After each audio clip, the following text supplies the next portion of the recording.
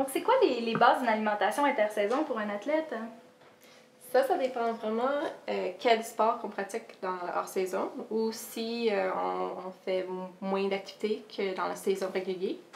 Donc, ça dépend. Mais si on fait encore plus, on devra manger plus d'énergie, plus de calories, même des fois plus de protéines. Et si on fait moins, on devrait manger un petit peu moins pour pas prendre du poids.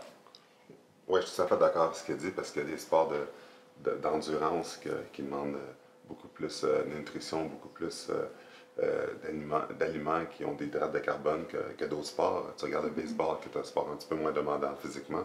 Donc, ça dépend de ce que tu fais, ça dépend de comment tu t'entraînes pendant l'été, le type d'entraînement que tu as, le sport que tu fais. Toute l'alimentation doit être adaptée au sport que chaque athlète fait. Puis pour un athlète qui va faire un sport très spécifique, puis qu'entre les saisons, on va faire probablement moins de choses, puis il ne veut pas prendre du poids à ce moment-là, entre les deux saisons, est-ce qu'il y a des choses à éviter? Est-ce qu'il y a des choses à... Mais il faut toujours manger une bonne alimentation. Tu ne devrais pas manger toutes tes cochonneries hors saison, puis tu vas revenir en pire forme. Donc, il faut toujours garder les bases. Et c'est le moment aussi de pratiquer. Pratiquer si tu n'as jamais essayé un aliment, puis tu veux pas... si tu veux savoir si ça a un bon effet, c'est le moment aussi. Oui, c'est une belle chose. C'est sûr que si quelqu'un... Tu sais, n'importe quel athlète qui, pendant la saison...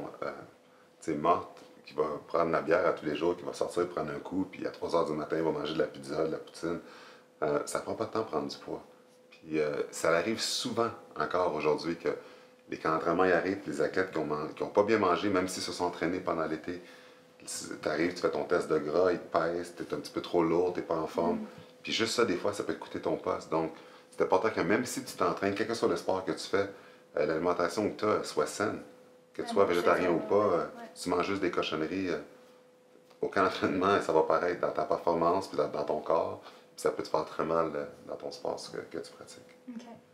Puis j'ai entendu parler beaucoup de carb loading, qui est une espèce de diète là, que les athlètes font, certains athlètes. Est-ce que vous pouvez m'en dire plus là-dessus? Qu'est-ce que c'est exactement?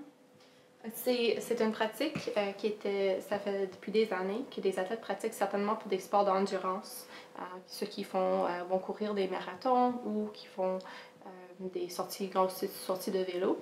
Et c'est l'habitude de manger plus de glucides les 3 jours avant le défi.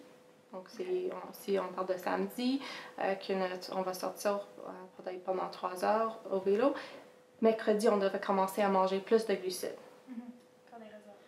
Oui. Oui, puis même le hockey, c'est la même chose. C'est sûr que tu n'as pas besoin d'autant de glucides, mais quand même, des fois, il y a des 2-3 matchs en 3 soirs que tu peux jouer. Alors, c'est important quand même de faire attention parce qu'il y a beaucoup d'athlètes dans des sports physiques comme ça qui consomment beaucoup de viande, mais pas assez de régimes variés ou d'hydrates de carbone.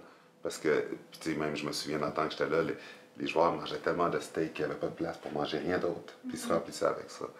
Puis souvent, mais, on sait que l'énergie que ça prend juste pour digérer de la viande, alors c'est super important. C'est drôle à dire, mais puis on en parlait tantôt, mais moi je trouve que toute équipe professionnelle devrait avoir des spécialistes ou des nutritionnistes pour pouvoir aider tous les joueurs, les athlètes qui sont là, parce que même si la majorité des athlètes sont confiants de l'alimentation parce qu'ils se sont quand même rendus à un très haut niveau, si tu veux que ta carrière dure longtemps, c'est important de bien s'alimenter. Puis si tu ne te connais pas assez là-dedans, ça ne coûte rien, presque rien d'aller voir un nutritionniste qui va t'aider, qui peut faire que ta carrière peut se prolonger 2, 3, 4 années de plus. Ouais.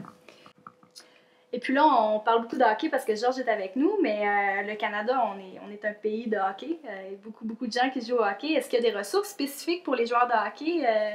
Ça s'en vient. C'est ça que je travaille avec SOS Cuisine pour avoir des menus pour des familles qui ont des joueurs de hockey ou des joueuses de hockey.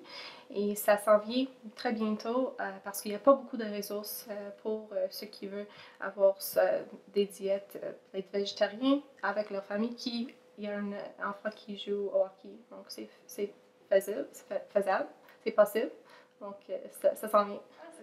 Moi, je trouve que c'est une bonne idée parce que souvent, les parents, quand ils amènent les jeunes jouer au hockey, même dans le hockey mineur, ils engouffrent de n'importe quoi, puis ils s'en vont jouer un match 1 heure, une demi-heure après, puis ils n'ont pas le temps, ils arrivent du travail, ils ne savent pas quoi faire, quoi leur donner. Donc, ça va être un très bon outil pour les parents parce que souvent, eux, ils n'ont aucune idée à quoi donner à leur enfant, puis ils leur donnent n'importe quoi. Fait que vraiment, c'est une très bonne initiative. Oui, très belle initiative. Et puis, je serais curieuse de savoir, c'est quoi les différences pour un athlète qui est végétarien, justement? C'est quoi les risques? C'est quoi qu'on doit faire attention, qu'on doit éviter? Les bonnes pratiques. Donc, ce serait ma prochaine question pour vous.